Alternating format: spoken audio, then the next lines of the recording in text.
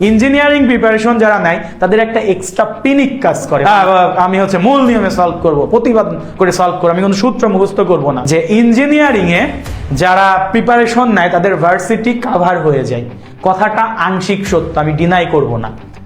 তখনই কাভার হয় যখন তুমি ভার্সিটির যে টাইপগুলো আছে এই টাইপগুলো নিয়ে এক্সট্রা করে একটু সময় দাও। যেমন ইঞ্জিনিয়ারিং এ যারা পড়ালেখা করতে চায় তারা কিছু ব্যাপার আছে, ইঞ্জিনিয়ারিং থেকে ভার্সিটিতে যদি তুমি শিফট হও, ফার্স্ট অফ অল তোমাকে যেটা করতে হবে সেটা হচ্ছে উইদাউট ক্যালকুলেটর হ্যান্ড ক্যালকুলেশনে অনেক বেশি ফাস্ট হইতে হবে।